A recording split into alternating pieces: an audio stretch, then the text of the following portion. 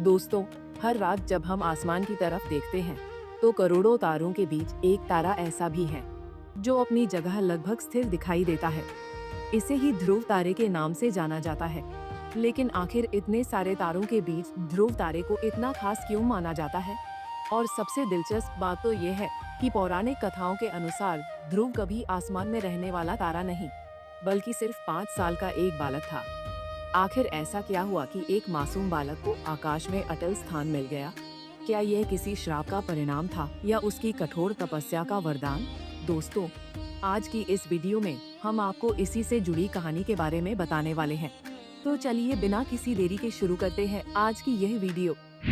पौराणिक कथाओं के अनुसार स्वयंभू मनु और उनकी पत्नी शत्रुपा के 2 पुत्र थे। एक का नाम प्रियव्रत तो दूसरे का नाम उत्तानपाद था। समय बिता और उत्तानपाद की 2 पत्नियां सुनीति और दूसरी का नाम सुरुचि थी। राजा उत्तानपाद को सुनीति से ध्रुव और सुरुचि से उत्तम नाम का पुत्र हुआ। राजा उत्तानपाद को सुरुचि ज्यादा प्रिय थी। एक बार ध्रुव अपने पिता उत्तानपाद की गोद में खेल रहा था, जिसे देखकर सुरुचि बेहद क्रोधित हो गई और उसके मन में ईर्ष्या का भाव पैदा हो गया। सुरुचि ने ध्रुव को राजा की गोद से हटा दिया और अपने पुत्र उत्तम को उनकी गोद में बैठा दिया। क्रोधित सुरुचि ने ध्रुव से कहा कि राजा की गोद में सिर्फ वही संतान बैठ सकती है जिसने मेरी कोख से जन्म लिया हो, और तुम मेरी गोद से पैदा नहीं हुए हो, इसलिए तुम राजा की गोद और इस राजगद्दी पर नहीं बैठ सकते। उस समय ध्रुव की उम्र महज 5 वर्ष थी। इतनी छोटी उम्र में भी सौतेली माँ के शब्दों ने उसके बाल मन को गहराई से चोट पहुँचाई। वो अपमान और पीड़ा से भरकर अपनी माँ सुनीति के पास पहुँचा और अपनी माँ सुनिधि के पास गया और सारी बात कह सुनाई।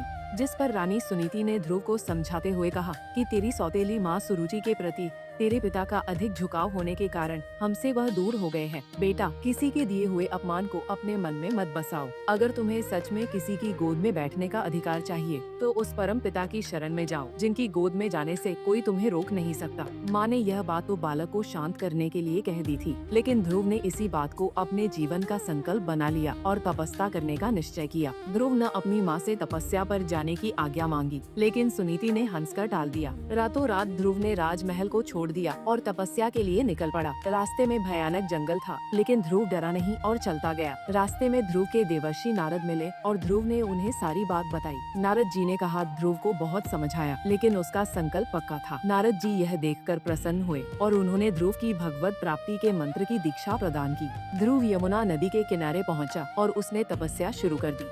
इस दौरान कई संकट आए, लेकिन ध्रुव अपने संकल्प पर टिका रहा और तपस्या बंद नहीं की। तपस्या से ध्रुव का तेज तीनों लोकों में फैलने लगा, लेकिन फिर भी श्री हरि नारायण ने उन्हें दर्शन नहीं दिए। अब ध्रुव ने प्राणायाम के जरिए सांस रोककर तपस्या करने का निश्चय किया। श्री हरि से भी ध्रुव का कष्ट नहीं देखा जा रहा था और माता लक्ष्मी की भी ममता विचलित हो उठी। श्री हरि नारायण ने तुरंत ही ध्रुव के दर्शन देने के लिए पहुँचे और उसे अपनी गोद में बैठा लिया। उनकी गोद में बैठते ही लग ध्रुव ने एक अद्भुत दिव्य दृश्य देखा। उन्हें ऐसा प्रतीत हुआ मानो अनगिनत सूर्य, चंद्रमा और असंख्य आकाश गंगाएं एक साथ उनके सामने मौजूद हों। इस विराट स्वरूप को देखकर ध्रुव कुछ पल के लिए विस्मित हो उठे। तब भगवान विष्णु ने उन्हें समझाते हुए कहा कि यही वह सर्वोच्च स्थान है जिसे पाने के लिए तुमने इतनी कठोर साधना की है। इसके बाद भगवान ने अपने शंख का स्पर्श ध्रुव के मस्तक से कराया। कहते हैं कि उस दिव्य स्पर्श के साथ ही ध्रुव के भीतर ऐसा ज्ञान जागृत हुआ जिसे प्राप्त करना बड़े बड़े योगियों के लिए भी अत्यंत कठिन माना जाता है।